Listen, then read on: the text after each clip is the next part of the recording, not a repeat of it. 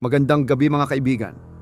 Ngayon, muling bubukas ang pinto ng mga lihim at hiwaga.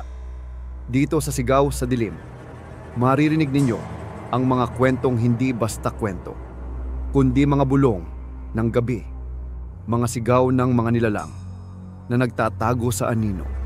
Kaya kung handa na kayong pakinggan, isara ang ilaw, suotin ang inyong headset, at sabay-sabay tayong lumusong sa dilim ng kwento ngayong gabi. Sabi ko naman sa'yo, Kuya Danilo, huwag na tayong kumuha ng mga maibibenta natin doon sa basurahan ni Aling Bebang eh. Alam mo naman na isa yun sa mga galit na galit sa atin. Ewan ko ba doon kay Aling Bebang? Basura naman yung kinukuha natin pero pinagdadamot pa rin niya. Para ka naman bago ng bago doon, Kuya. Alam mo kung ano ang dahilan kung bakit galit sa atin si Aling Bebang. Hindi nga lang si Aling Bebang kundi karamihan ng tao dito sa Sitio Vicente. Isang malalim na paghinga ang pinakawalan ng 12 taong gulang na si Danilo habang bitbit niya ang isang sako na may laman na bote at iba't ibang patapong bagay na pwede nilang maibenta sa junk shop. Yun ang ikinabubuhay nila ng nakababata niyang kapatid na si Daniel na 10 taong gulang pa lamang. Ang kanilang lolo Pepe na lamang ang kasama nila sa buhay. Pero dahil sa matanda na ito, ay hindi na nito kayang magtrabaho pa. Kaya silang magkapatid ang kumikilos upang meron silang pambili ng pagkain sa araw-araw. Bakit kasi binuhay pa ni Lola Berta si Ahmad eh? E di sana, hindi tayo dinadamay ng mga tao sa galit nila kay Lola. Sumalangit nawa ang kaluluwa ni Lola Berta. Kuya, nakalimutan mo na ba na hindi sinasadya ni Lola Berta na buhayin si Ahmad? Nagkataon lang na nagkamali siya ng orasyon. Imbis na proteksyon para hindi makabangon si Ahmad sa libingan, ay aksidente niya yung nabuhay. Kahit na, parang gano'n na rin kasi ang ginawa ni Loleng. Siya pa rin ang dahilan kung bakit hanggang ngayon ay patuloy pa rin ang pag-atake ng mga aswang dito sa Sitio Vicente. Lumakas tuloy ang loob ng mga aswang kasi meron ang namumuno sa kanila. Huwag ka magsalita ng ganyan kay Lola Berta, Kuya. Mamaya multuhin ka nun, sige ka. Hindi ako natatakot sa multo. Lalo na kung si Lola Berta lang ang multo makikita ko.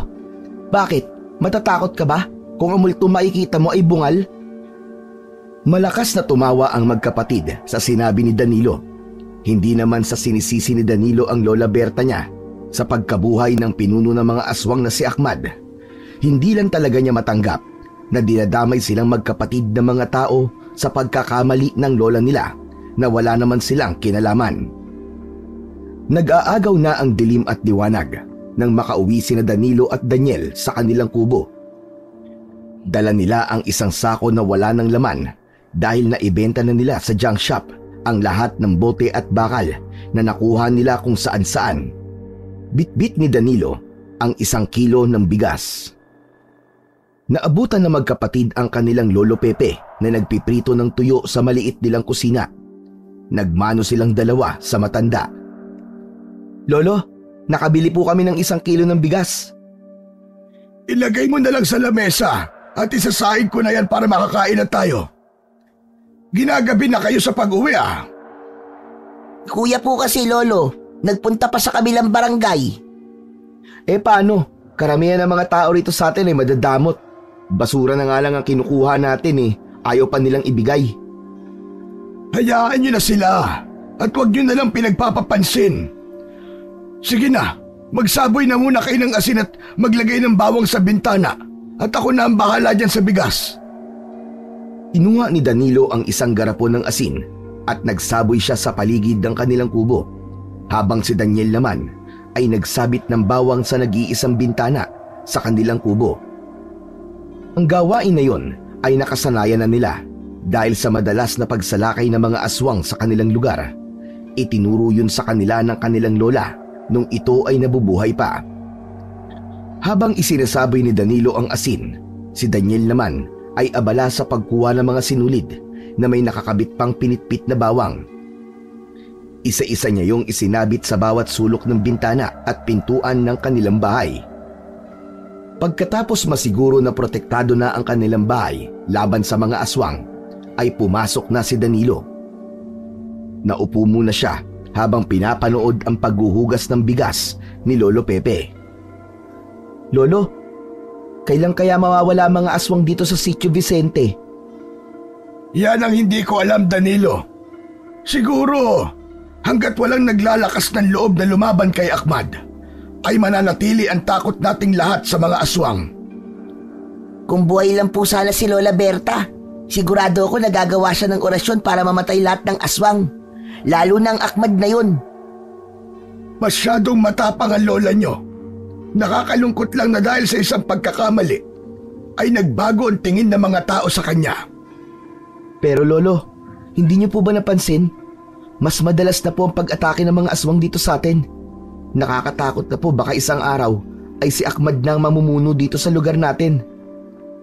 Kaya nga dapat ay doblehin natin ang ating pag-iingat. May awa ang Diyos. Matatapos din itong dilubyo na nangyayari rito sa Sitio Vicente. Matapos na maluto ang sinaing, ay pinagsaluhan na ng tatlo ang kanilang pagkain. Kahit tuyo na may kamatis lang ang ulam nila, ay magalang kumain ang magkapatid. Mahirap man ang kanilang buhay, para kay Danilo ay mas importante pa rin na magkakasama silang tatlo at hindi sila nagkakasakit. Ganun pa man, mataas ang pangarap ni Danilo. Nais niyang makaahon sila sa kahirapan at mapatikim kay Lolo Pepe niya ang masaganang buhay habang meron pa siyang pagkakataon. Sa kalagitnaan ng gabi, habang mahimbing ang tulog ni Danilo, ay isang kakaibang panaginip ang dumalaw sa kanya. Nakita niya ang kanyang Lola Berta sa likod ng kanilang bahay na naghuhukay sa lupa gamit ang mga kamay nito. Dahan-dahang lumapit si Danilo at tila tinatawag siya ng isang hindi maipaliwanag na puwersa. Lola Berta? Ano pong ginagawa niyo? Hindi sumagot si Lola Berta. Sa halip, patuloy itong nagukay. Pabilis ng pabilis ang pag-uukay ng matandang babae.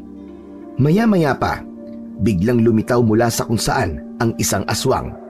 Hinablot nito si Lola Berta sa braso at hinila palayo kay Danilo. Lola!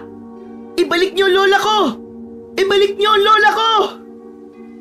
Tumakbo si Danilo upang habulin ng aswang, ngunit para bang napakabagal ng kanyang mga paa. Ang paligid ay nagdilim hanggang sa tuluyan nang nawala sa paningin niya si Lola Berta. Biglang nagising si Danilo. Habol niya ang kanyang hininga at pawis na pawis siya.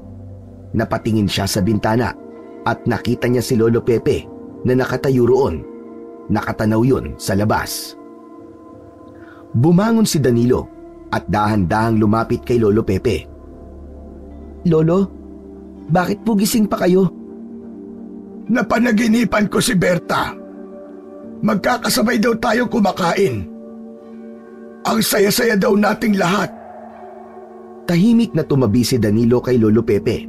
Hindi niya na sinabi sa kanyang lolo ang panaginip niya kay Lola Berta dahil hindi magandang panaginip yun. Is-na-miss niyo na po si Lola, no? Oo, Danilo. Sa bawat araw, matagal kami nagkasama. Kaya mahirap para sa akin na tanggapin na wala na siya, kahit matagal na siyang patay. Huwag po kayo mag-alala, Lolo. Hindi po kayo nag-iisa. Nandito po kami ni Daniel. Hindi ka po namin pababayaan at iiwanan. Tumingin si Lolo Pepe kay Danilo at ginulo nito ang buhok niya.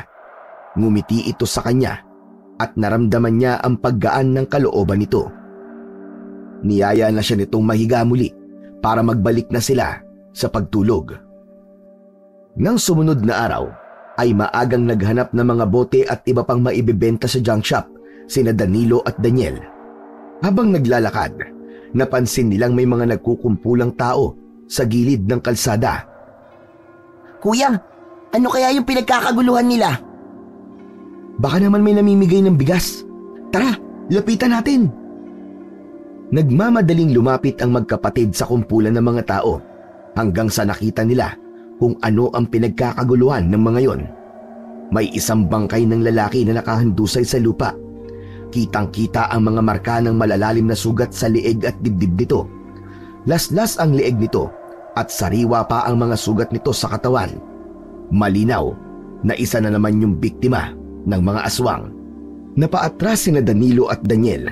Kahit marami nang nabibiktima at napapatay ang mga aswang sa lugar nila, ay hindi pa rin sila sanay sa ganoong senaryo. Paalis na sana ang magkapatid nang nakita sila ng ilang tao na naroon. Agad na bumakas ang galit sa mukha ng mga yon. May isang babae pa nga ang sumigaw na kung hindi daw dahil sa lola nila Danilo ay hindi magkakaroon ng patayan sa lugar nila. Sinisi nito si Lola Berta sa pagkabuhay ni Ahmad at ang pagbuo nito ng hukbo ng mga aswang na sumasalakay sa Sitio Vicente. May iba pang nagsabi na ang dapat kina Danilo ay pinapalayas sa lugar na yon. Hindi sinasadya ni Lola Berta na buhayin si Ahmad. Hindi niyo ba naiintindihan yon? Hindi niyo ba alam ang buong pangyayari? Nagsimulang makipagsagutan si Daniel sa mga tao. Natakot si Danilo na baka dumugin sila kaya mabilis niyang sinaway ang nakababatang kapatid. Tumaas palalo ang tensyon at tila ang mga tao ay handa ng lapitan ang magkapatid. Tama na, Daniel. Tama na. Wala tayong mapapala dito. Hindi sila maniniwala sa lahat ng sasabihin mo. Pero kuya, sabi ng tama na eh. Umalis na tayo. Wala nang nagawa pa si Daniel kundi ang sumunod kay Danilo. Habang paalis sila, ay dinig pa rin nila ang sigaw ng mga galit na mga tao. Masakit para kay Danilo na patay na ang lola nila pero patuloy pa rin ang galit ng mga tao rito. Nang makalayo sila, ay huminto sila sa ilalim ng isang puno. Napabuntong hininga ang magkapatid at humarap sa isa't isa. Daniel, hindi ba ang bilin ni Lolo Pepe ay wag natin papansinin ng mga tao kapag may sinasabi sila tungkol sa atin at kay Lola Berta? Anong ginawa mo kanina? Pero hindi naman tama ang ginagawa nila, Kuya Danilo. Hindi kagustuhan ni Lola Berta ang nangyayari ngayon dito sa Sitio Vicente. Alam ko, pero wala na tayong magagawa doon. Baka mamaya kung ano pang gawin nila sa atin kapag sinagot-sagot mo sila. Sila naman ang palaging nangunguna eh. Hindi ko mapapayagan na apak-apakan lang nila ang pangalan ni Lola Berta. Naiintindihan kita, Daniel. Mahal na mahal natin si Lola Berta. Pero kailangan mong tandaan, hindi tayo mananalo sa mga tao na puno ng galit. Wala kang mapapala sa pagsagot-sagot mo sa kanila kasi papaniwalaan lang nila ang gusto nilang paniwalaan. Kung ganun kuya, hahayaan na lang natin sila na api-apihin tayo. Ang sisihin tayo sa lahat ng mga nangyayari. Hindi naman sa ganun, Daniel. Basta maging bingin na lang tayo sa mga sinasabi nila. Hindi tayo magkakapera sa mga ganong tao. Naiintindihan mo ba ako? Isa pa, mas importante ngayon na protektahan natin ang sarili natin at si Lolo Pepe. Kung magpapa-apekto tayo sa sinasabi ng mga tao, baka mas mapahamak pa tayo. Sige kuya, hindi na ako sasagot ulit sa kanila. Pasensya ka na, kasi hindi ko lang napigilan ang sarili ko kanina eh. Mabuti kung ganun. Tara na, maghanap na tayo na maibibenta natin sa junk shop. Kapag malaki ang kinita natin ngayon, mag-aadobong baboy tayo mamaya sa hapunan. Ngumiti si Daniel ng bahagya. Bagamat na natili ang lungkot sa mga mata nito, nagpatuloy sila sa paglalakad habang iniisa-isa nila ang mga basurahan na kanilang nadadaanan. Kinagabihan, muling napanaginipan ni Danilo ang kanyang Lola Berta. Gaya ng una niyang panaginip, ay naghuhukay ulit ito sa likod ng kanilang kubo. Nang lalapitan niya na ito, ay may aswang ulit na humila rito. Napabalikwas si Danilo mula sa pagkakatulog habang habol ang hininga at pawis na pawis. Pinilit niyang pakalmahin ang kanyang sarili, ngunit natigilan siya nang may napansin siya sa kanyang paanan.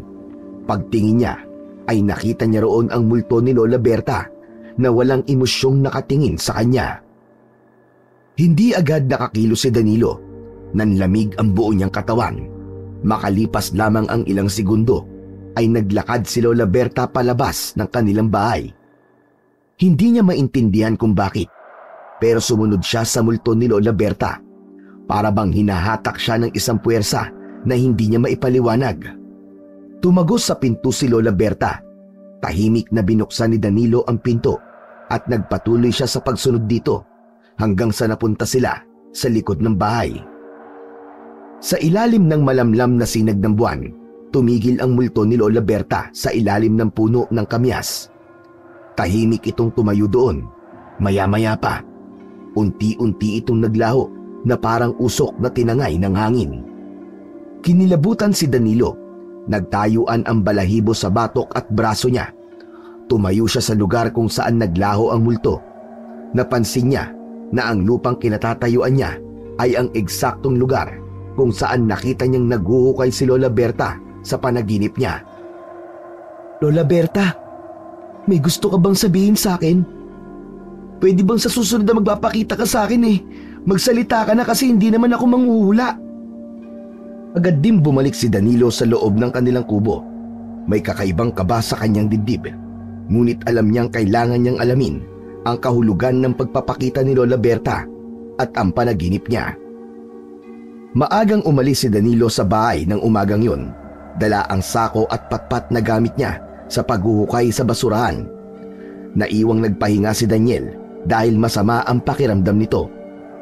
Habang naglalakad, binaybay ni Danilo ang daan ng mag-isa. Hindi na lang niya pinansin ang tingin ng mga mapanghusgang tao sa kanya. Sa paglalakad ni Danilo ay naramdaman niya na parang may sumusunod sa kanya. Lumingon siya at sa hindi kalayuan ay may isang lalaki na tila palapit sa kanya. Nakasuot ito ng lumang sombrero. Walang kakaiba sa lalaki pero hindi naiwasan ni Danilo na magduda. Nagpatuloy siya sa paglalakad pero sa pagkakataon na yon ay mas mabilis at malalaki ang hakbang niya. Hanggang sa nagulat na lang siya nang humarang ang lalaki sa kanyang harapan. Natigilan si Danilo at bahagya siyang nakaramdam ng kaba. Sino po kayo? May kailangan po ba kayo sa akin? Ako si Mang Ruel. Huwag kang matakot, Danilo. Wala akong masamang gagawin sa'yo. Teka, paano niyo po nalaman ang pangalan ko? Dahil kilala ko ang Lola Berta mo. Naikwento ka niya at ang kapatid mo sa akin na nabubuhay pa siya. Bakit kilala niyo po si Lola Berta? Dahil isa ako sa mga tinuruan niya noon. Marami siyang itinuro sa akin tungkol sa orasyon, sa anting-anting at sa mga lihim na kaalaman. Kung ganun, ano po bang kailangan niyo sa akin? Hindi lingid sa kaalaman ko ang aksidenteng pagkabuhay ni Lola Berta kay Ahmad at ang pagsalakay ng mga aswang dito sa inyong lugar. Alam mo ba kung anong meron ka at si Daniel? Ikaw at ang kapatid mo ay mga Bertudes. Ano po? Ano pong Bertudes? Ang Bertudes ay isang biyaya. Isinilang kayo na may likas na mutya at kakaibang kakayahan. Kayang-kaya niyong magpagana ng orasyon ng mabilis nang hindi na kinakailangan pa ng pagsasanay. Nasa lahi ng pamilya niyo ang pagiging Bertudes at nasa ikatlong sali na sa inyo ni Daniel ang pagiging Bertudes. Hindi ko alam kung ano pong sinasabi niyo, Mang Ruel. Wala pong nabanggit na ganyan si Lola Berta sa amin. Kailangan mo magtiwala, Danilo. Malaki ang magiging papel niyo magkapatid para maibalik sa hukay ang pinuno ng mga aswang na si Ahmad at matigil ng pag-atake ng mga aswang dito sa Sitio Vicente. Malaki na gawa ng lola mo sa buhay ko noon. Kaya nandito ko para tumulong. Pero kailangan mo akong pagkatiwalaan. Pasensya na po, pero hindi ko po alam kung paniniwalaan ko kayo o hindi. Lalo na kahit isang beses ay walang nasabi sa amin si Lola Berta na meron siyang kilala na Mang Ruel. O sige, ganito na lang. Hanapin mo mga gamit ng lola mo, ang mga lumang aklat, anting-anting at iba pang naiwan niya. Doon niyo matututunan kung paano gumawa ng orasyon at kung paano lalabanan si Ahmad at ang mga aswang dito. Salamat na lang po, Mang Ruel. Sa tingin ko'y wala kaming kakayahan ng kapatid ko na makipaglaban sa mga aswang dahil mga bata pa po kami. Tandaan mo ang sinabi ko sa iyo, Danilo. Hindi aksidente na ikaw at ang kapatid mo ay mga Bertudes. May dahilan kung bakit sa inyo napunta ang kakayahan na yan. Sige po, mauuna na po ako. Kailangan ko pa po magtrabaho eh. Nilagpasan ni Danilo si Mang Ruel at hindi niya na ito nilingon. Ngunit hindi niya maiwasang muling isipin ang mga sinabi ng lalaki. May parte ng utak niya ang nais paniwalaan ang mga sinabi ni Mang Ruel sa kanya. Kinagabihan, Magkakasabay na naghapunan sina Danilo, Daniel at Lolo Pepe. Medyo masama pa rin ang pakiramdam ng kapatid ni Danilo. Tanging gasera lamang ang ilaw nila habang pinagsasaluan ng ulam nila na inihaw na isda na may sausawan na toyo na may kalamansi at sili. Gumugulo pa rin sa isip ni Danilo ang mga sinabi sa kanya ng lalaki hanggang sa nagkaroon na siya ng lakas ng loob na magtanong kay Lolo Pepe. Lo, may itatanong po sana ako sa inyo.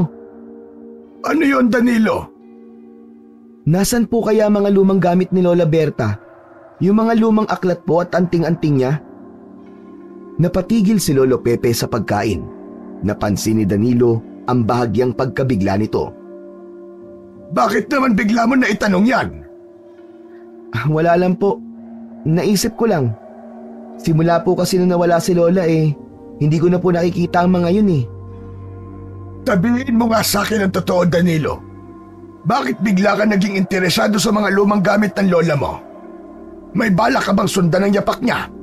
Wala po, Lolo. Gusto ko lang po talaga makita yung mga gamit niya. Hindi ko alam kung nasa na mga yon. Ang Lola Berta mo nagtago ng mga yon. At kahit sa akin, ay hindi niya sinabi kung saan niya itinago. Danilo, mas maganda na wag mo nang alamin kung nasaan ang mga gamit na yon. At kahit alam ko pa, hindi ko rin sasabihin sa iyo kung nasaan. Pero Lo, wala naman po akong balak na gayahin si Lola Berta Naisip ko lang po talaga. Hindi, Danilo. Huwag mo nang isipin ang mga bagay na yan. Walang magandang idudulot ang kaalaman ng lola mo sa iyo. Tignan mo na lang ang nangyayari ngayon.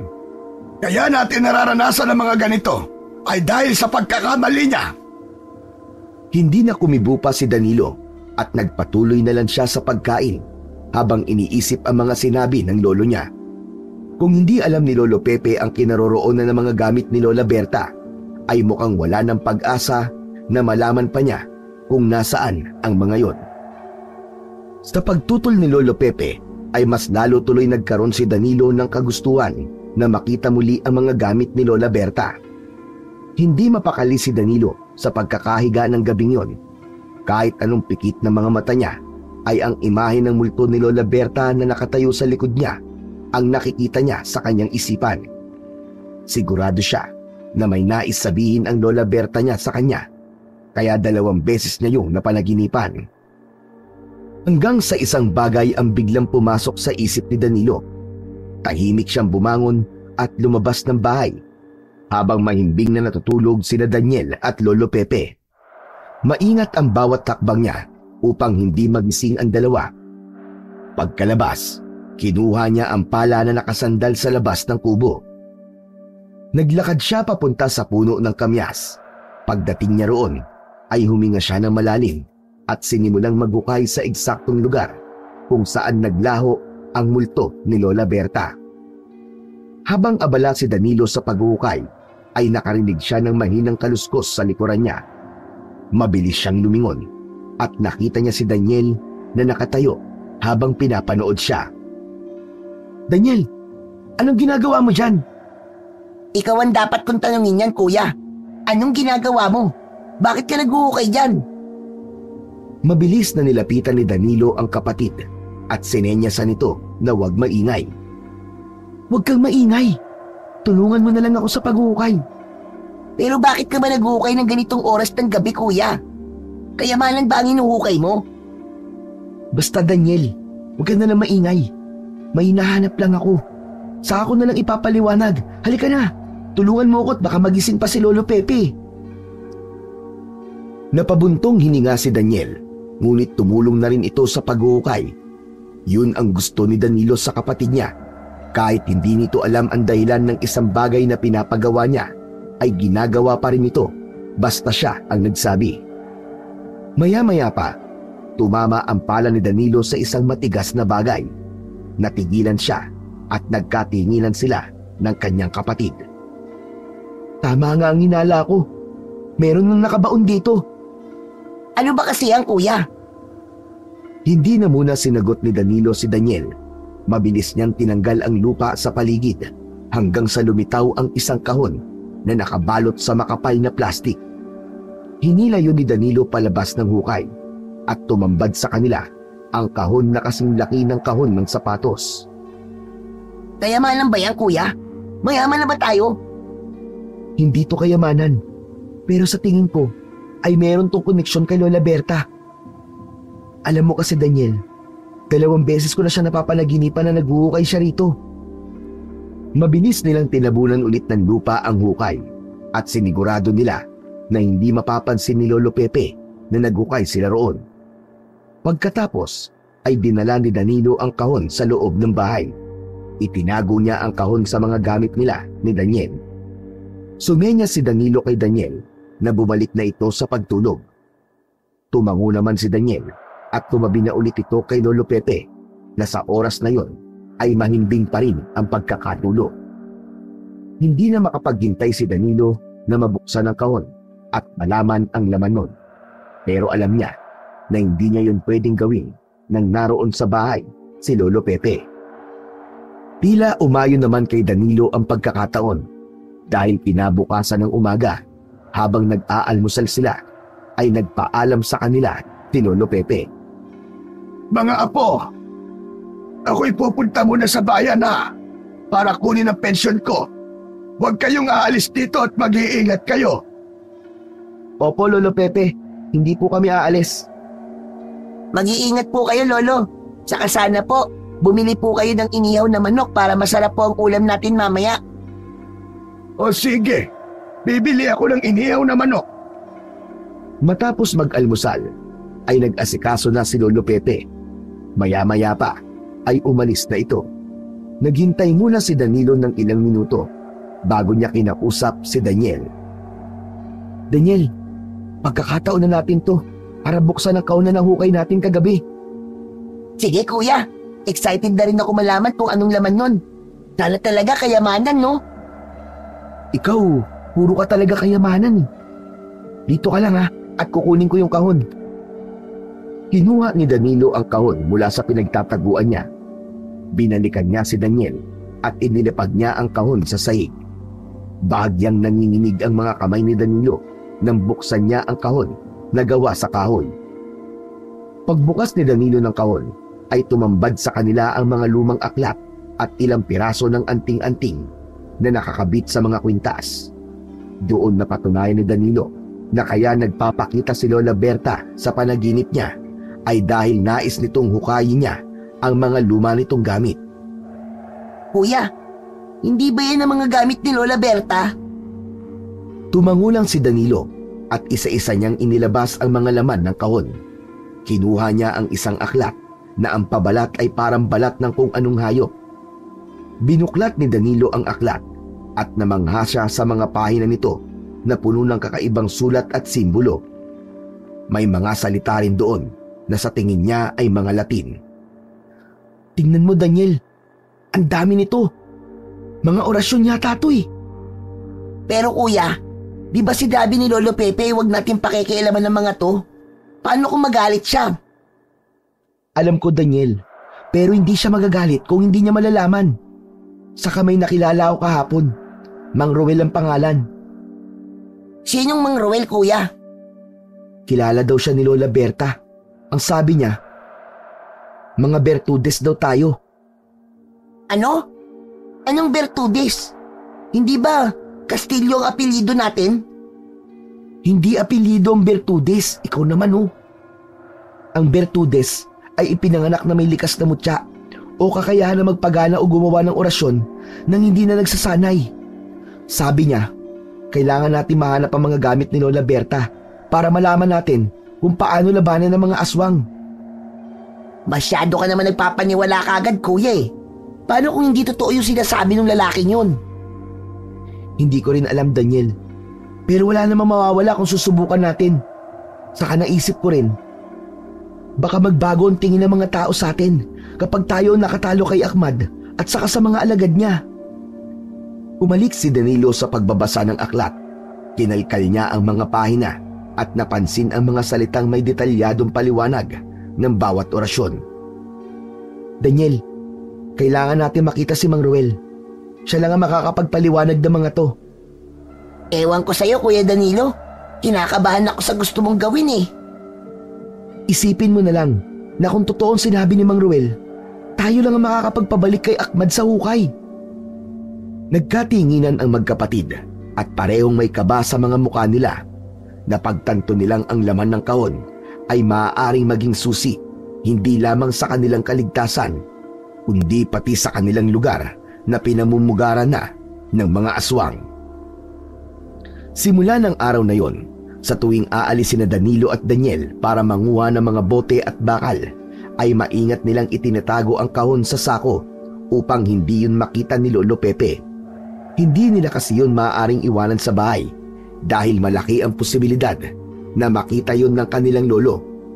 Araw-araw ay umaasa si Danilo na muling makikita si Mang Ruel upang masagot ang maraming katanungan niya tungkol sa pagiging bertudes nila ng kanyang kapatid.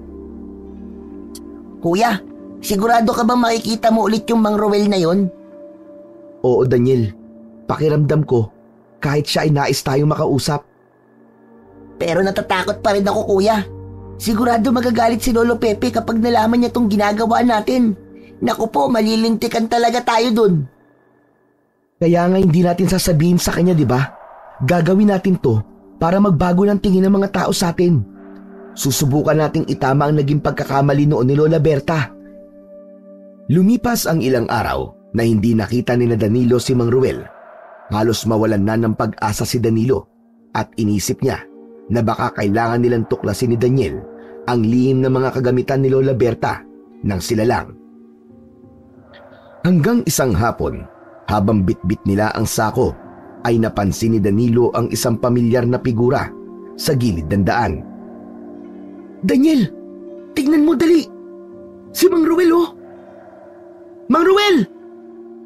Lumingon si Mang Ruel sa pagtawag ni Danilo at ngumiti nang makita ang magkapatid. Nilapitan nila ito ng mabilis. Sa wakas, nakita ulit kita, Mang Ruel. Sabi ko na nga ba at magkikita ulit tayo. Si Daniel ba yung kasama mo? Opo, siya po ang kapatid ko. Pasensya na po kayo nung huli nating pagkikita kung hindi po ako naniwala sa inyo. Pero naisip ko po kasi yung pagpapakita sa akin ni Lola Berte. Pakiramdam ko, ito po ang gusto niya mangyari. Huwag kang mag-alala. Naiintindihan ko naman ang reaksyon mo nun, Danilo. Tama lang na hindi ka kagad nagtiwala sa hindi mo kakilala.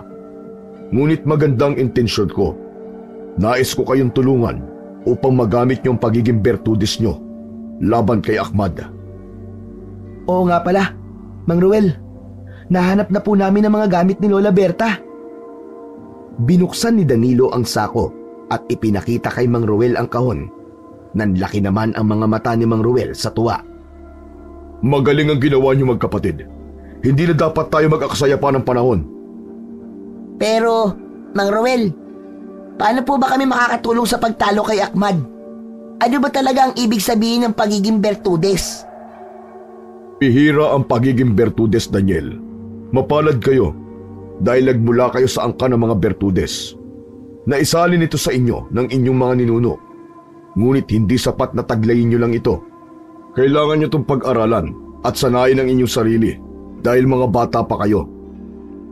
Ano pong ibig sabihin nun? Kailangan ko kayong sanayin na magkapatid sa maraming aspeto ng pagiging bertudes. Ang pagbigkas ng orasyon, paggamit ng anting-anting at pakikipaglaban sa mga nilalang na gaya ni Ahmad.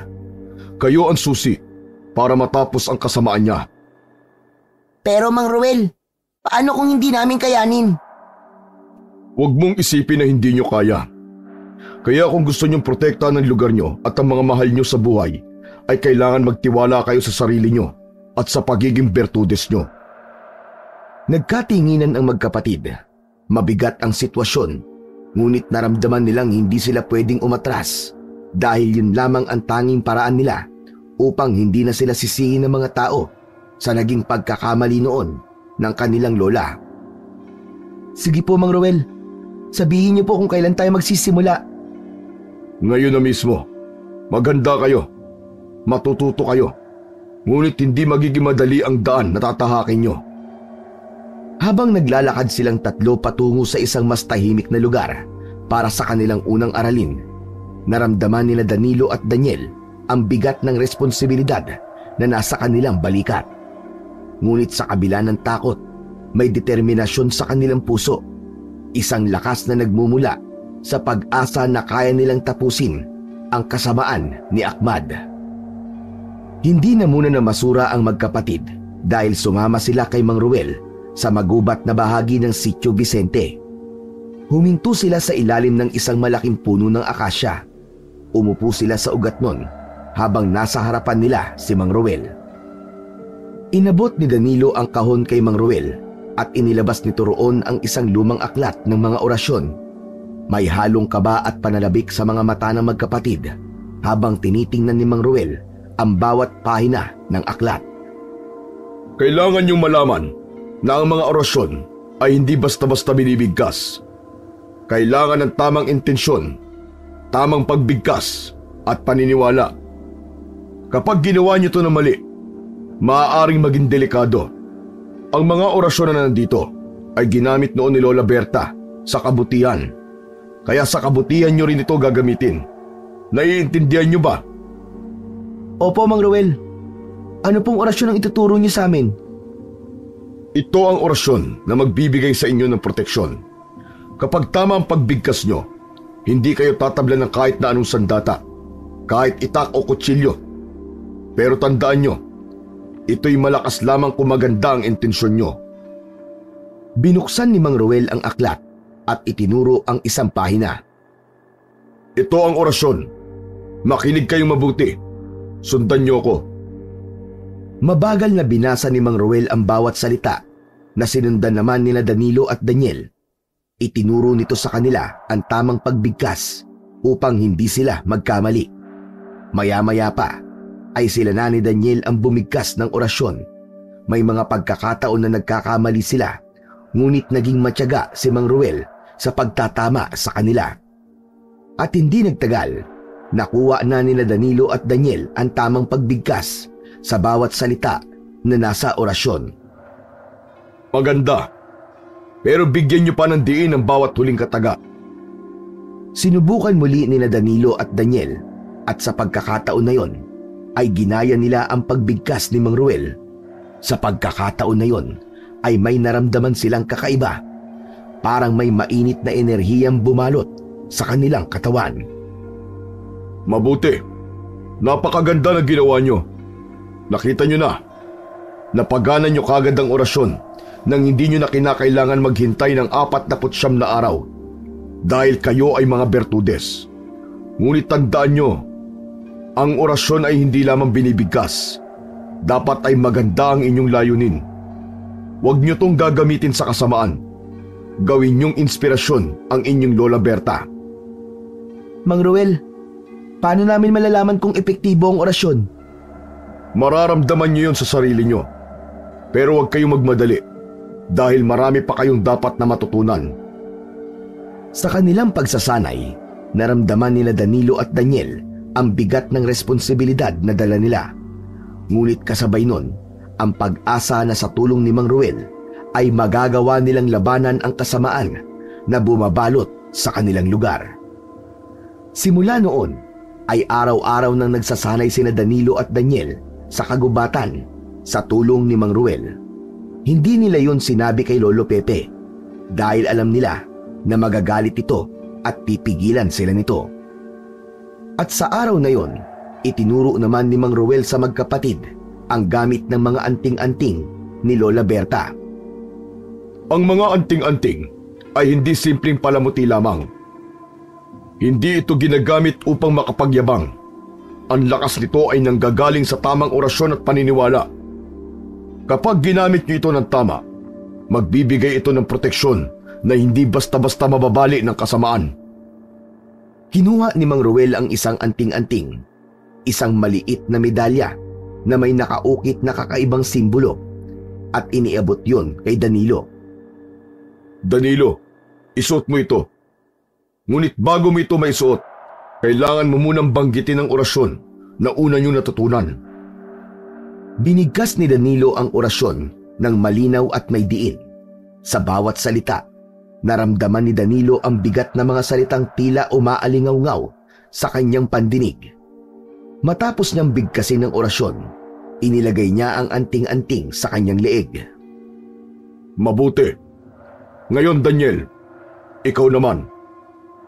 Si Daniel naman ang sumubok at bagamat medyo nag-aalangan ng bata, matagumpay nitong natapos ang orasyon at isinuot ang anting-anting. Magaling! Handa na kayo para sa susunod na akbang. Teka, ano pong susunod na akbang? Susubukan natin ang kapangyarihan ng anting-anting at orasyon. Inilabas ni Mang Ruel ang isang matalim na itak at iniabot yun kay Daniel. Daniel, kailangan mong tagain si Danilo sa tiyan. Ano po, Mang Ruel? Naku, hindi ko po magagawa yun. Hindi ko po kayang saktan ng kuya ko. Nakalimutan mo na ba na may suot kayong anting-anting na binulungan nyo ng orasyon? Magtiwala ka, Daniel. Hindi tatabla ng itak ang kuya mo. Ayoko pa rin po. Paano po kumahati ang katawan ng kuya ko? Eh di naging manananggal pa siya nang wala sa oras. Ang pag-aalinlangan at takot ang magiging pinakamalaking kalaban nyo. Kung hindi kayo matututo magtiwala sa proteksyon ng orasyon at anting-anting, paano kayo lalaban sa mga aswang? Huminga ng malalim si Danilo at hinawakan ang balikat ni Daniel. Daniel, kaya mo yan. May tiwala ako sa orasyon at sa anting-anting. Sige na, gawin mo na. Pero kuya... Gawin mo na. Hindi tayo makakausad kung magdududa tayo. Nanginig ang mga kamay ni Daniel habang nakatingin kay Danilo. Tumango si Danilo bilang hudyat na handa na siya. Dahan-dahang itinaas ni Daniel ang itak at huminga ng malalim. Malakas at pikit mata nitong tinaga sa tiyan si Danilo.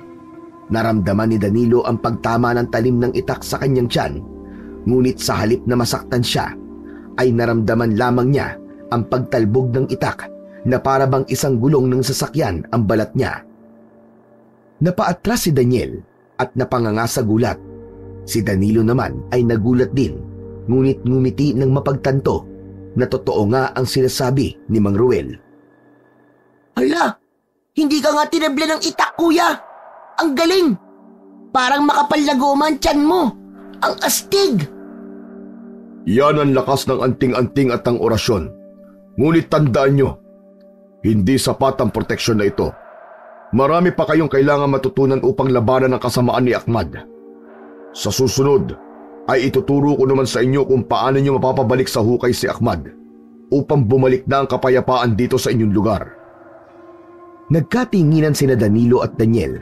Sa unang pagkakataon, naramdaman nilang kaya nilang harapin ang anumang panganib na darating dahil sa mga natutunan nila mula kay Mang Ruel. Isang gabi, ang katahimikan sa Sitio Vicente ay nabasag ng sigawan ng mga tao sa labas. Napabalikwas ng bangon sina Danilo at Daniel. Nagkatinginan sila at alam ni Danilo na iisa ang nasa isip nila ng kanyang kapatid. Kailangan na nilang subukan ng orasyon na itinuro sa kanila ni Mang Ruel. Tumayo ang magkapatid at isinuot ang anting-anting. Matapos nila yung orasyonan, agad na kinuha ni Danilo at Daniel ang itak mula sa kanilang kusina. Lalabas na sana sila nang marinig nila ang sigaw ni Lolo Pepe. Ginagawa niyong dalawa? At bakit may itak kayong dala? Mamaya na po kami magpapaliwanag, Lolo. Sa ngayon, ay kailangan namin tumulong sa mga taong nasa labas.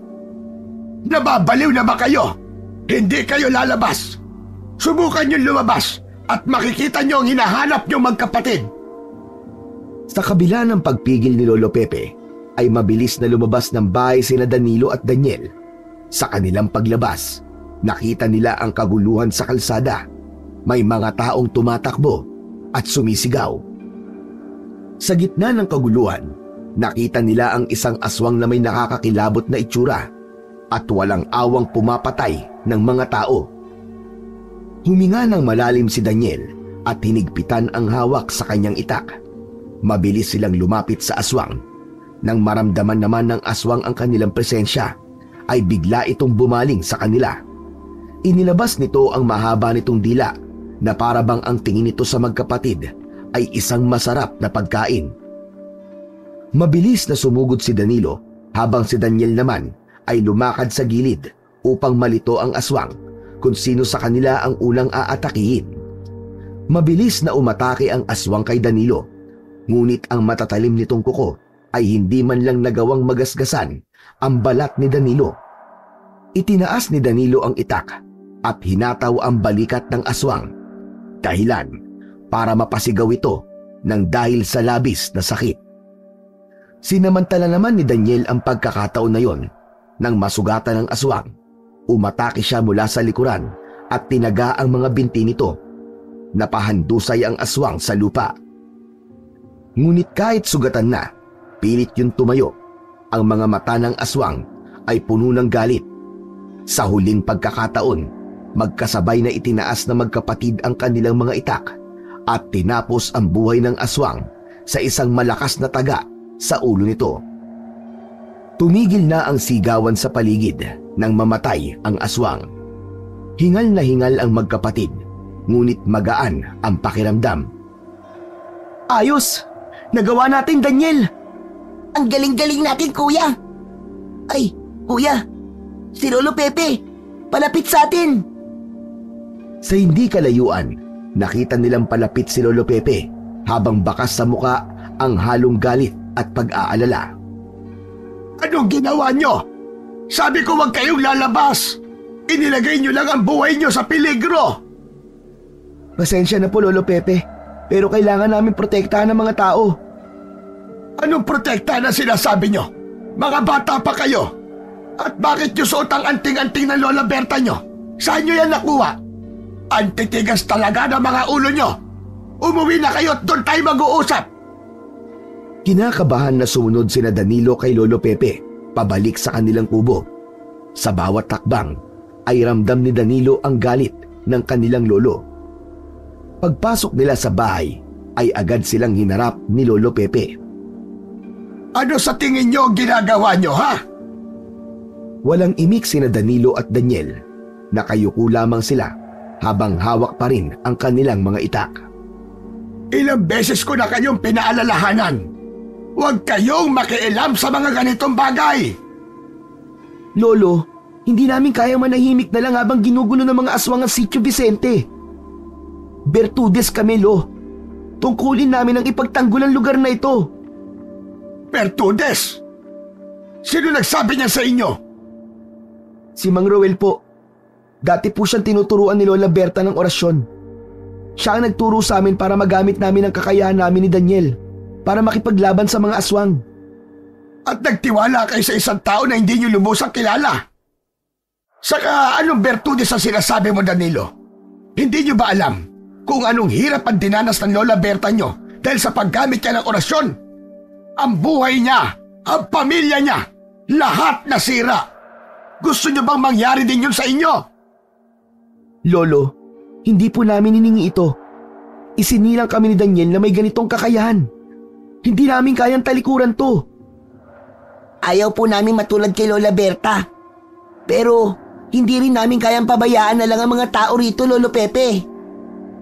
Umiling si Lolo Pepe at baka sa mukha nito ang pagtutol. Bigla nitong kinuha ang nakasuot na anting-anting kina Danilo at Daniel. Nasaan pa ang ibang gamit ng Lola Berta nyo? Lolo! Nasaan? Tumiklop si Danilo sa pagsigaw ni Lolo Pepe. Wala siyang nagawa kundi kunin ang kahon at ibigay yon sa kanilang lolo. Simula ngayon, hindi nyo na kailangan gamitin ang mga ito. Itatago ko ang kahon na ito at hindi nyo ito pwedeng galawin. Lolo, kailangan namin ng mga yan para labanan ng mga aswang. Huwag nyo akong subukan, Danilo. Kapag kinuha nyo pa ulit ang mga gamit na ito, aalis ako. Iiwan ko kayo at bahala na kayo sa buhay nyo. Lolo, intindi niyo naman po sana na baka kami ni Daniel ang tatalo kay Ahmad. May dahilan kung bakit kami bertudes ng kapatid ko. Mahal ko kayo, mga apo. Ayokong mangyari sa inyo nangyari kay Berta. Isipin nyo na wala siya sa atin dahil sa paggamit niya ng mga orasyon. Pinoprotektahan ko lamang kayong dalawa. Naging tahimik ang buong kubo. Wala nang nagsalita sa kanilang tatlo. Dinala ni Lolo Pepe ang kahon sa kwarto nila. Naiwan sina Danilo at Daniel na parehong nalilito at puno ng lungkot. Kuya, ano nang gagawin natin ngayon? Hindi ko alam, Daniel. Pero isang bagay ang sigurado. Hindi natin pwedeng talikuran ang laban na to. Kailangan natin makumbinsi si Lolo sa gusto nating gawin. Kapila ng bigat ng sitwasyon, alam ni Danilo na darating ang oras na kailangan nilang magdesisyon. Isang desisyon na maaaring magdala sa kanila sa mas masalimuot na landas. Nang sumunod na araw ay nagtungo sina Danilo at Daniel sa gubat gaya ng kanilang nakasanayan. Doon ay nakita nila si Mang Ruel na naghihintay sa kanila. Hindi na itago ng magkapatid ang lungkot sa kanilang mga muka. Oh, bakit para kayong binagsakan ng langit at lupa? Hindi ba dapat ay masaya kayo? Nabalitaan ko ang ginawa niyo kagabi. Mahusay ang ginawa niyong dalawa. Mang Ruel, may masama po kasing balita eh. Kinuha po ni Lolo Pepe mga gamit ni Lola Berta matapos niya po malaman na ginagamit namin ng mga yon. Itinago niya po. Maigpit po niyang ipinagbabawal na pakialaman pa namin yun. Alam kong darating ang ganitong pagkakataon. Ayaw niyang mangyari po sa amin na nangyari kay Lola Berta, Mang Ruel. Hindi pwedeng pigilan kayo ng lolo niyo sa inyong kapalaran. Kung hindi kayo kikilos, sino magtatanggol sa Sitio Vicente? Alam po namin ang tungkulin namin. Pero hindi namin kayang suwayin si Lolo Pepe. Siya lang ang natitira namin pamilya. Ang sabi niya, kapag sinuway namin siya, ay iiwan niya kami ng kapatid ko. Naiintindihan ko ang pag-aalala ng lolo niyo sa inyong magkapatid. Pero kailangan din niyang maintindihan na ang pagiging Bertudes ay hindi isang bagay na pwedeng iwasan. Nasa dugo niyo na ito, Danilo, Daniel. Naniniwala ko na kayo ang makakatalo kay Ahmad. Pero anong gagawin natin ngayon, Mang Ruel? Kakausapin ko si Lolo Pepe. Wag Mang Ruel. Magagalit siya. Baka kung ano pang gawin niya sa inyo. Hindi niya pwedeng pigilan kung ano ang nakatakda. Kailangan niyang maintindihan na ang laban na ito ay hindi lang tungkol sa inyo, kundi para sa buong Sitio Vicente. Pero hindi ako pwedeng walang gawin, Danilo. Kung ayaw niyang magising sa katotohanan, ako mismo magpapaliwanag sa kanya. umalikod si Mang Ruel at nagsimulang maglakad papunta sa kubo ni Danilo. Kinakabahan ng magkapatid pero wala silang nagawa kundi ang sumunod. Kuya, paano kung mas lalo lang gumulo ang lahat? Wala na tayong magagawa, Daniel. Kailangan natin magtiwala kay Mang Ruel. Tahimik nilang sinundan si Mang Ruel. Umasa sila at nagdasal na lang si Danilo na magiging maayos ang pag-uusap ni Mang Ruel at Lolo Pepe. Sinundan na magkapatid si Mang Ruel hanggang sa makarating sila sa kanilang bahay. Naabutan nila si Lolo Pepe na naghahasa ng itak sa harapan ng kubo. Agad na bumakas ang galit sa mukha nito nang makita si Mang Ruel, pero hindi nagpakita ng takot si Mang Ruel nang harapin ang matandang lalaki. Sino ka? Bakit kasama mo ang mga apo ko? Huwag mong sabihin na ikaw yung Ruel na nagtuturo ng orasyon sa kanila. Ako nga po, Lolo Pepe. Nandito po ako para paliwanagan ka. Dahil sinabi sa akin ng mga apo mo na pinagbabawalan mo silang gamitin ang kanilang pagiging Bertudes upang labanan ang puwersa ni Ahmad. Ngayon kita ngayon dito. Wala kang karapatan na gamitin ang mga apo ko bilang kasangkapan sa isang labanan na hindi nila kaya. Naiintindihan ko po ang takot mo, Lolo Pepe. Pero hindi mo pwedeng ipagkait sa kanila na gamitin nila ang kakaibang kakayahan na meron sila. Sina Danilo at Daniel ang pag-asa ng lugar na ito. Pag-asa? Bakit? Ano bang gusto mo? At sumunod sila sa yapak ng lola nila. Ayokong danasin ng mga apo ko ang ganoong parehong kapalaran. Ayoko silang mamatay. Malakas ang loob mong sabihin yan dahil hindi mo sila kaano-ano. Pero hindi sila si Lola Berta. Hindi porket nangyari yun sa lola nila ay mangyayari din yun sa kanila. Lolo Pepe, Ang pagiging Bertudes ay hindi sumpa, kundi isang biyaya. Kaya nga po ako nandito upang gamitin nila yon sa tamang paraan at magiging instrumento sila para tapusin ang kasamaan ni Ahmad.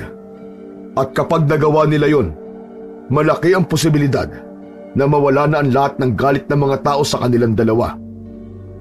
Natahimik ng ilang sandali si Lolo Pepe. Nadurog ang puso ni Danilo nang mangilid ang luha ng kanilang lolo hanggang sa tuluyan ng umagos ang luha sa magkabilaang pisngi ng matanda. Hindi mo ba naiintindihan? Araw-araw ako nasasaktan kapag naririnig ko ang bulong-bulungan ng mga tao at ang galit nila sa mga apo ko. Kahit wala silang kinalaman sa pagkakamali ng aking asawa, ay sila pa rin ang sinisisi ng lahat. Kaya nga hayaan niyo na sina Danilo at Daniel na tapusin si Ahmad. Kapag nagawa nila yon, ay mapapatunayan nila sa mga tao na kaya nilang itama ang pagkakamali noon ni Lola Berta. Pero paano nila magagawa yon kung ikaw mismo na lolo nila ang pumipigil sa kanila? Lolo Pepe, magtiwala ka. Ipakita mo sa kanila na nasa likod kanila, anuman ang mangyari. Isang matagal na katahimikan ang namayani. Pagkatapos ng ilang sandali, tumingin ng matiim si Lolo Pepe kay Mang Ruel at huminga ng malalim. Sige, papayag na ako. Pero mangako ka, Ruel. Gabayan mo sila at siguraduhin mong hindi mapapahamak sila Danilo at Daniel.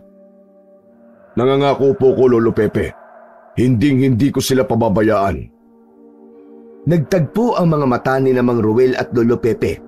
Sa pagkakataon na yon, ay walang pagsidlan ang kasiyahan ni Danilo at Daniel dahil sa wakas ay suportado na sila ni Lolo Pepe sa pakikipaglaban nila sa mga aswang at kay Ahmad. Pagkaalis ni Mang Ruel ay tinawag sina Danilo at Daniel ni Lolo Pepe sa loob ng kanilang kubo. Nanlaki ang mga mata ng magkapatid sa kasiyahan nang makita nilang hawak ni Lolo Pepe ang kahon na naglalaman ng mga gamit ni Lola Berta. Kita sa mukha ng magkapatid ang halo-halong emosyon ng pananabik at kaba. Mga apo, eto na ang kahon. Ang mga gamit na ito ay bahagi ng kasaysayan ng pamilya natin. Pero tandaan nyo, hindi isang laro ang ginagawa nyo. Inabot ni Lolo Pepe ang kahon kay Danilo. Salamat po, Lolo Pepe. Pinapangako po namin na iingatan po namin ito at gagamitin sa tamang paraan, gaya ng ginawa noon ni Lola Berta. Hindi po namin kayo bibiguin, Lolo Pepe. Pumapayag na akong gamitin nyo yan. Pero natatakot pa rin ako para sa inyong dalawa. Pero ngayon nakita kong determinado kayo. Wala na akong magagawa kundi suportahan na lamang kayo. Siguro nga, dapat ko nang tanggapin na may dahilan kung bakit napunta sa inyo ang pagiging Bertudes ng lahi ng inyong lola. Lolo, pangako ko po, tatapusin namin ni Daniel ang laban na hindi natapos ni Lola Berta. Hindi namin nahayaang magpatuloy ang kasamaan ni Ahmad. Basta tatandaan nyo mga apo, mag-iingat kayo palagi. Mga bata pa kayo at marami pang mangyayari sa buhay nyo magkapatid. At kung kailangan nyo ng gabay, nandito lamang si Lolo. Opo, Lolo. Lagi po namin tatandaan yon. Malaking bagay po para sa amin ni Daniel na suportado niyo po kami. Mas lalo po kami nagkaroon ng lakas ng loob na magtatagumpay kaming talunin si Ahmad at ang mga alagad niya. Ngumiti sina Danilo at Daniel at nagyakap silang tatlo. Sa gitna ng mapanghamong tadhana, ramdam nila muli ang tibay ng kanilang pamilya. Hindi maitago ni Danilo ang kasiyahan niya dahil sa wakas ay nagbukas na ang isip ni Lolo Pepe sa pagtanggap na Bertudes sila ng kanyang kapatid. Isang gabi, muling sumalakay ang mga aswang sa Sitio Vicente. Tumakbo palabas sina Danilo at Daniel mula sa kanilang kubo. Dala ang kanilang itak. Suot nila ang kanilang mga anting-anting. Mas ganado na makipaglaban ang magkapatid dahil alam nila na hindi natutol si Lolo Pepe sa kanilang ginagawa. Sa paglabas ni Danilo ay nakita nila ang 3 aswang na umaatake sa mga tao at mga kabahayan. Kinuha nila ang atensyon ng 3 na agad na humarap sa kanila. Biglang sumugod ang unang aswang. Matapang yung hinarap ni Danilo at Daniel dahil malaki ang tiwala nila sa anting-anting at orasyon nila. Si Danilo ang humarap sa aswang. Iniwasan niya ang lahat ng pag-atake nito hanggang sa nagawa niyang saksakin ng aswang sa tiyan. Sa paghugot niya ng itak ay agad na bumagsak ang aswang at nangisay sa lupa. Ang ikalawang aswang naman ay tumalon patungo kay Daniel, ngunit mabilis yung naiwasan ni Daniel. Gamit ang itak ay buong lakas na tinaga ni Daniel ang aswang sa braso. Kasunod nun ay sa leeg naman ito tinaga ni Daniel. Nang subukang sumunggab ng aswang, bumagsak ang aswang sa lupa na agad na binawian ng buhay. Ang ikatlong aswang naman ay umatras ng bahagya bago umatake ng buong lakas kay Danilo. Agad na pinagtulungan ng magkapatid na tapusin ang natitirang aswang. Umikot si Daniel sa likod ng aswang at 2 beses nitong tinaga ang likod ng aswang. Habang si Danilo naman ay tinapos ang aswang sa pamamagitan ng pagsaksak ng itak sa leeg nito. Habang nakahandusay ang 3 bangkay ng aswang ay biglang uminit ang paligid. Mula sa hindi kalayuan ay nakita nila ang isang mas malaking aswang na nababalot ng makapal na balahibo. Namumula ang mga mata nito na parang nagbabaga. Meron itong malaking pangangatawan at agad na naramdaman ni Danilo at Daniel ang kakaibang lakas ng aswang na yon. Ang husay nyo, mga Bertudes. Mga apo nga kayo ni Berta. Ngunit hindi sapat ang husay at lakas nyo upang tapatan ako. Akmad, tapusin na natin to ngayon! Napakatapang nyo naman. Huwag kayong maging kampante dahil may hinang aswang lang ang nakalaban nyo. Hindi na nagsalita ang magkapatid at magkasabay silang sumugod kay Akmad. Tinangka nilang tagain ito pero napigilan kagad yun ni Akmad nang mahigpit nitong hawakan ang mga kamay ni Daniel at Danilo. Nagpumilit na makawala ang magkapatid pero masyadong malakas si Akmad. Hindi pa ito ang oras para magharap tayo. Pero tandaan nyo ito. Kung patuloy kayong makikialam, uubusin ko ang bawat mahal nyo sa buhay. Subukan mo! Hindi kami natatakot sa'yo! Maghanda kayo. Sa oras na magkita tayo muli, sisiguraduhin kong matutulad kayo sa inyong Lola Berta. Sa isang iglap ay nawala si Akmad. Naiwan ang magkapatid na galit na galit. Mas determinado na wakasan ang kasamaan ni Akmad. Nagdesisyon na silang bumalik sa kanilang kubo habang ang mga tao ay hindi makapaniwala sa nasaksihang pakikipaglaban ni Danilo at Daniel sa mga aswang. Kinabukasan, matapos mag-almusal, ay nagpaalam sina Danilo at Daniel kay Lolo Pepe na makikipagkita sila kay Mang Ruel. Pagdating nila sa gubat, ay nakita nila si Mang Ruel na nakatayo sa lugar kung saan madalas silang magkita. Nakaupo si Mang Ruel sa ilalim ng puno na tila kanina pa naghihintay kina Danilo. Mabilis na lumapit ang dalawa kay Mang Ruel. Mang Ruel, nagpakita kagabi si Akmad sa amin. Binantaan niya kami. Sinabi niyang uubusin niya ang lahat ng mahal namin sa buhay kung patuloy kami makikialam. Huwag kayong matakot sa kanya. Kung nagpakita na siya sa inyo, ibig sabihin ay nalalapit na malaking pag-atake ni Akmad sa Sitio Vicente. Kailangan na nating kumilos bago pa niya tuluyang magawa ang kanyang mga plano. Ano pong kailangan namin gawin, Mang Ruel? Oras na para ituro ko sa inyo ang isang sinaunang ritual na itinuro sa akin noon ni Lola Berta. Ito ang tanging paraan upang maibalik si Akmad sa hukay na kanyang pinanggalingan. Naglakad si Mang Ruel papunta sa isang malinis na bahagi ng lupa. Inilabas nito ang itak mula sa tagiliran at humarap sa magkapatid. Panoorin niyo ito mabuti. Gamit ang inyong mga itak, kailangan niyong gumuhit ng isang bilog sa lupa. Dapat ay kasya ang isang tao sa bilog na yon. Sa loob ng bilog na yon, dapat tumayo si Ahmad. Kapag nagawa niyo na yon, sabay ninyong sambitin ang orasyon na ituturo ko sa inyo. Isang orasyon ang sinambit ni Mang Ruel na sinundan naman ng magkapatid. Kailangan ay sabay at tamang-tama ang bigkas nyo sa orasyon. Ang pinakamaliit na pagkakamali ay maaaring maging dahilan ng pagkabuhay ng iba pang malalakas na aswang na matagal nang wala sa mundo. At kapag nangyari yon, wala nang makakakontrol sa kanila. Mas mahihirapan na kayo sa mga susunod yung laban dahil malaki ang posibilidad na hindi na lang si Ahmad ang inyong makakalaban. Ganon ang nangyari noon kay Lola Berta, kaya muling nabuhay si Ahmad.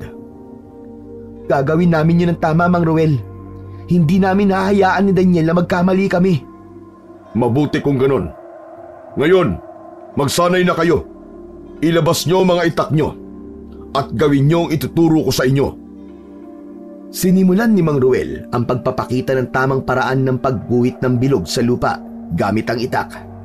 Dahan-dahan itong ginuhit ang isang perpektong bilog. Sumunod ang magkapatid at ginaya ang bawat galaw ni Mang Ruel. Matapos makagawa ni Danilo at Daniel ng bilog, ay binigkas nila ang orasyon. Sa una ay nagkamali sila at may mga pagkakataon na hindi sila sabay. Kaya naman naging matyaga si Mang Ruel sa pagtuturo sa kanila ng tamang tiyempo sa pagbigkas ng orasyon. Sa gitna ng pagsasanay ay matiim na tinitignan ni Mang Ruel sina Danilo at Daniel. Tandaan nyo, Danilo at Daniel, ang ritual na ito ay maaaring maging daan upang matapos na ang kasamaan ni Ahmad. Ngunit kapag nagkamali kayo, ay maaaring magdulot ito ng mas malaking kaguluhan at maraming kamatayan. Ito ang laban para sa lahat ng tao na binabalot ng takot ng mga halimaw tulad ni Ahmad. Nasa inyo ang pag-asa ng Sitio Vicente. Mang Ruel, pinapangako po namin sa inyo na gagawin po namin ang lahat. Tatapusin po namin ang laban na to para sa lahat ng mga inosenteng buhay na naaapektuhan ng kasamaan ni Ahmad at para mawala na rin po ang galit at paninisi sa amin ng mga tao. Nagpatuloy ang kanilang pagsasanay hanggang sa lumubog na ang araw. Ang bawat galaw, bawat pagbigkas at bawat hakbang nila Danilo at Daniel ay isang patunay ng kanilang matatag na dedikasyon sa kanilang ginagawa. Isang gabi, sa gitna ng pagtulog ni Danilo ay bigla siyang naalimpungatan. Agad niyang nakita si Lolo Pepe sa tabi ng bintana. Tila malalim ang iniisip nito habang nakatingin sa kawalan. Dahan-dahang bumangon si Danilo at tahimik siyang tumabi sa kanyang lolo. Lo, bakit po gising pa kayo? Ano pong iniisip niyo? Hindi ako makatulog, Apo. Naiisip ko kayo ng kapatid mo. Natatakot ako para sa inyo ni Daniel. Alam kong malalakas kayo dahil kayo ay mga Bertudes. Pero si Ahmad, hindi siya basta-bastang kalaban. Marami na siyang pinatay. At kung may mangyari sa inyo, hindi ko mapapatawad ang aking sarili.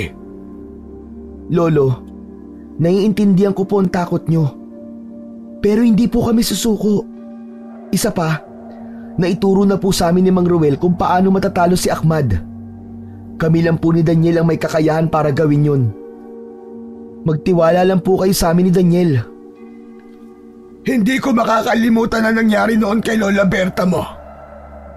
Sa pagsubok niyang patayin si Ahmad, ay nawala siya sa atin. Napakahirap tanggapin ang pagkawala niya. Ibinigay niya ang lahat para protektahan ang lugar na ito. Ayokong maulit ang nangyari sa kanya sa inyo. Ikaw po at si Lola Berta po ang inspirasyon namin ni Daniel. Hindi po namin pinapalampas ang bawat araw na hindi iniisip kung gaano siya katapang. Huwag niyo pong isipin na mangyayari po sa amin na nangyari kay Lola Berta. Hindi po kami papayag ni Daniel. Naiiwanan ka namin mag-isa. Maraming salamat, Apo. Sigurado ako na kung gaano ko kayo ipinagmamalaki, ay ganun din ang Lola Berta nyo. Lalo na't ipinagpapatuloy niyo ang laban na sinimulan niya. Lo, pangako ko po sa inyo, kapag nagtagumpay kami ni Daniel na talunin si Ahmad, ay isasantabi na namin ni Daniel ang pagiging bertudis namin at mabubuhay na po tayo ulit ng normal, kagaya ng dati. Tumingin si Lolo Pepe kay Danilo na may ngiti sa labi, ngunit may bahid pa rin ng pag-aalala. Yan lang ang pinakahihiling ko, Danilo. Ang makita kayo mabuhay ng tahimik, normal, at malayo sa lahat ng uri ng panganib. Yumakap si Danilo kay Lolo Pepe upang kahit paano ay mapawi ang bigat ng kalooban nito. Salamat po sa tiwala niyo sa amin, Lo. Gagawin namin ni Daniel ang lahat para matapos na po ang laban na ito. Walang ibang hiling si Daniel ng sandaling yon, kundi ang kapanatagan ng Lolo Pepe niya. Alam niyang matanda na ito para mag-alala pa sa kanila ni Daniel. Pero alam niya rin na may misyon sila ng kapatid niya na kailangan nilang tapusin. At yun ay ang ibalik si Ahmad sa lugar kung saan ito nararapat. Sa mga sumunod na araw ay mas lalo pang pinagbuti ni Danilo at Daniel ang pagsasanay nila sa pagsasagawa ng ritual na makakapagpabalik kay Ahmad sa hukay. Kasabay noon ay tinuruan din sila ni Mang Ruel sa wastong pakikipaglaban gamit ang itak. Ang orasyon ay isang proteksyon. Ngunit kung hindi nyo alam kung paano gamitin ang inyong katawan at isipan, baka ito maging dahilan ng inyong pagkatalo. Hindi dapat kayo umasa sa orasyon at anting-anting sa lahat ng oras. Dapat ay may kaalaman din kayo sa totoong pakikipaglaban. Tinuruan ni Mang Ruel sina Danilo at Daniel sa tamang paggamit ng itak at kung paano nila yun magagamit na pangdepensa. Habang patuloy ang pagsasanay ng magkapatid, ay hindi nila inalis si Lola Berta sa kanilang isipan. Ginawa nila itong inspirasyon at ang mga kabayanihan na ginawa nito noon nung ito'y nabubuhay pa. Ang tapang ng kanilang Lola Berta ay nagbibigay inspirasyon sa kanila upang mas lalo pang magsikap at matuto. Nang mga sumunod na oras, ang tatlo ay nagpatuloy sa mahigpit na pagsasanay. Determinado sina Danilo at Daniel at puno sila ng tapang at lakas, hindi lang para patunayan ang kanilang kakayahan, kundi upang matuldukan na ang kasamaan ni Ahmad at ang anino ng takot na sumasakop sa kanilang bayan. Isang gabi, sabay na nagising sina Danilo at Daniel dahil sa sigawan ng mga tao mula sa labas. Mabilis silang lumapit sa bintana at natigilan sila nang makita ang napakaraming aswang na umaatake. Lolo, may mga aswang! Napakadami po nila!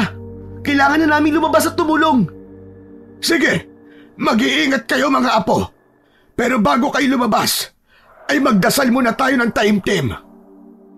Hinawakan ni Lolo Pepe ang kamay ni Danilo at Daniel. Sabay silang lumuhod sa harap ng altar sa maliit na sulok ng kanilang bahay. Panginoon, gabayan niyo po ang aking mga apo. Bigyan niyo po sila ng lakas at tapang upang talunin ang kasamaan. Ingatan niyo po sila mula sa mga kampon ng kadiliman. Itinataas ko po ang panalangin na ito sa inyong makapangyarihang pangalan, O Panginoong Hesus. Pagkatapos ng kanilang dasal, tumayo ang magkapatid at mahigpit na niyakap si Lolo Pepe. Paglabas nila sa bahay, agad nilang nakita si Mang Ruel na nakikipaglaban sa mga aswang. Tumatalsik ang dugo ng mga aswang habang walang tigil si Mang Ruel sa pakikipaglaban gamit ang itak. Tumakbo ang magkapatid papunta sa kaguluhan. Ang kapangyarihan ng orasyon ay bumalot sa kanilang katawan at nagbigay sa kanila ng proteksyon laban sa mga aswang. Ang laban ay naging madugo. Walang tigil ang magkapatid sa pag-atake sa mga aswang na tila hindi nauubos. Natigilan sila nang makarinig sila ng malalim at malakas na tawa mula sa kung saan. Tila nanggagaling yun sa ilalim ng lupa. Maya-maya pa ay nakita nila si Ahmad na papalapit. Ang presensya nito ay nagdulot ng takot sa paligid. Ang mga aswang ay huminto sa paggalaw na parang nagbigay pugay sa kanilang pinuno. Huminto si Ahmad ilang dipaan layo kina Danilo at Daniel. Mga Bertudes, ito na ang oras. Tatapusin ko ang buhay niyong mga Bertudes. Ang mga inumpisahan ni Berta noon ay dito ko na wawakasan. Hindi ka namin hahayaang magtagumpay, Ahmad. Haharapin ka namin at babalik ka kung saan ka nararapat. Hindi kami magpapatalo sa kasabahan mo, Ahmad. Papatayin ka namin. Natawa si Ahmad at naglakad ito palapit sa kanila. Agad na inatake ni Danilo at Daniel si Ahmad gamit ang kanilang mga itak at orasyon. Ang kanilang mga galaw ay mabilis at maingat. Ngunit si Ahmad ay tila naglalaro lang. Sa isang iglap ay nakalmot ni Ahmad sa braso si Danilo gamit ang matatalas nitong kuko na naging dahilan upang mabitawan ni Danilo ang kanyang itak. Mabilis niya yung kinuha habang pinoproteksyonan siya ni Daniel. Sabay na sumugod ang magkapatid kay Ahmad. Hawak ang kanilang mga itak na nabalutan ng kapangyarihan mula sa orasyon. Mas binilisan nila ang kanilang paggalaw at pag-atake. Ngunit si Ahmad ay mas lalo ring naging mabilis, kaya madali nitong naiwasan ang mga pag-atake nila. Sa kabila ng lahat, hindi sumuko ang magkapatid. Danilo! Daniel! Gawin niyo na ang ritual! Kailangan niyo nang tapusin ang laban na ito sa lalong madaling panahon! Napatingin si Danilo kay Daniel at sabay silang tumango. Gamit ang kanilang mga itak, mabilis silang gumuhit ng isang bilog sa lupa. Sinimulan nilang pilitin si Ahmad na pumasok sa bilog.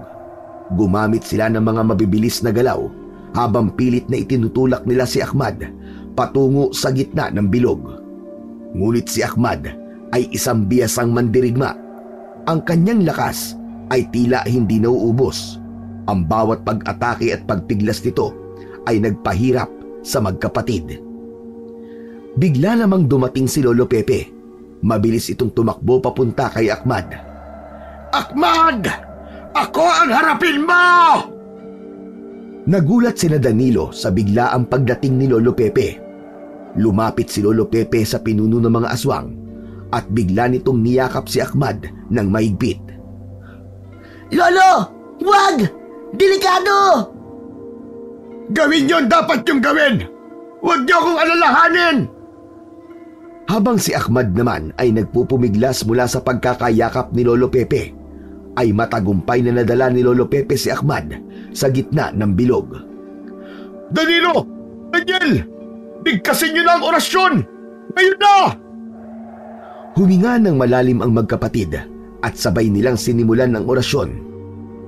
Sabay nilang sinambit ang orasyon at siniguro nila na magkasabay sila at lahat ng salita ay tama ang kanilang pagbigkas. Unti-unting bumuka ang lupa sa ilalim ng bilog.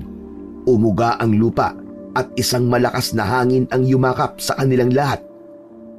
Nagsimulang lumubog si Ahmad habang nagpupumiglas pa rin sa pagkakayakap ni Lolo Pepe. Hindi pa ito ang wakas, mga Bertudes! Babangon akong muli! Nang tuluyang bumuka ang lupa, muntik nang mapasama si Lolo Pepe sa paglubog doon ni Ahmad. Ngunit mabilis na sumugod si Mang Ruel at nahawakan nito agad ang isang kamay ni Lolo Pepe. Hinilan ni Mang Ruel si Lolo Pepe mula sa hukay. Kasunod nun ay tuluyan ng sumarado ang lupa at naglaho na si Ahmad. Isang malakas na liwanag ang bumalot sa paligid at sa isang iglap, ang lahat ng natitirang aswang ay naging abo. Tapos na. Nanalo tayo. Lolo, salamat po sa tapang nyo. Hindi namin ito magagawa nang wala kayo. Niyakap ni Danilo at Daniel si Lolo Pepe, habang si Mang Ruel naman ay nakatingin lang sa kanila habang nakangiti. Hindi makapaniwala sina Danilo at Daniel na nagawa nilang talunin ang kasamaan ni Ahmad. Nagtagumpay sila na iligtas ang kanilang lugar mula sa mga aswang. Ang kanilang mga puso ay puno ng saya at pasasalamat dahil alam nilang sila ay bahagi ng isang makasaysayang laban para sa kabutihan. Matapos ang matinding laban nila Danilo at Daniel kay Ahmad, ay muling bumalik ang kapayapaan sa Sitio Vicente. Ang mga takot at pangamba ng mga tao ay napalitan ng ngiti at pasasalamat. Ang mga tao ay nagtipon-tipon sa harapan ng bahay ni Danilo at nagbigay ng pera, pagkain at kung ano-ano pa. Si Danilo at Daniel ay nakatayo sa harap ng mga tao habang ang kanilang mga mata ay puno ng kasiyahan. Lahat ay humingi ng tawad kina Danilo at Daniel at Lolo Pepe sa hindi magandang pagtrato ng mga ito noon sa kanila. Naging mabilis naman ang kanilang pagbibigay ng kapatawaran dahil para kina Danilo ay wala ng puwang ang pagtatanim ng galit sa kanilang puso. Maraming salamat po sa inyo mga kasama sa pagtanggap niyo po sa amin. Ang laban po na yon ay para sa lahat ng buhay na nilapastangan ni Ahmad at ng mga alagad niya. Ngayon, maaari na po tayo mabuhay ng tahimik at masaya. Nang umalis na ang mga tao, ay saka nagkaroon ng pagkakataon si Mang Ruel na lumapit kina Danilo at Daniel. Danilo, Daniel, oras na para ako ay umalis. May mga lugar pa akong kailangan puntahan at ang misyon ko na gabayan at turuan kayo ng dapat niyong matutunan ay tapos na. Oras na para kayo na mismo ang maglinang ng pagiging mga bertudes nyo. Mang Ruel, salamat po sa lahat ng tulong at gabay na ibinigay niyo sa amin ng kapatid ko. Salamat din po sa tiwala niyo sa amin. Hindi po namin makakalimutan ang lahat ng itinuro niyo po sa amin, Mang Ruel. Maraming salamat po sa lahat. Walang anuman. Tandaan nyo, mga bertudes, patuloy niyong gamitin ang inyong kakayahan sa kabutihan. Matapos magpaalam ni Mang Ruel, ay nagkasundo sina Danilo at Daniel na magtungo sa libingan ni Lola Berta. Pagdating nila roon, ay lumuhod sila at nagdasal sa harap ng puntod ng kanilang lola. Lola, nagtagumpay po kami ni Daniel. Naibalik na po namin si Ahmad sa kung saan po siya nararapat. Ang hangin ay humaplos sa kanilang katawan na para bang niyakap sila ni Lola Berta. Nangako sina Danilo at Daniel na bagamat magpapahinga na sila sa paggamit ng orasyon at anting-anting, ay hindi pa rin nila kakalimutan ang pagiging bertudes nila. Ipinagdasal din nila na sana ay wala ng kaguluhan ang muling dumating sa kanilang lugar. Pero kung sakali man na may mga aswang o mga kampon ng kadiliman ang muling sisira sa kapayapaan ng Sitio Vicente, ay hindi sila magdadalawang isip na muling tumayo at lumaban sa abot ng kanilang makakaya. At tanong sa inyong isipan. Mag-subscribe, i-like at i-share ang video na ito para mas marami pang marinig ang mga bulong ng dilim. Hanggang sa muli. Ingat kayo sa gabi, sapagkat hindi lahat ng ingay sa dilim ay guni-guni lamang.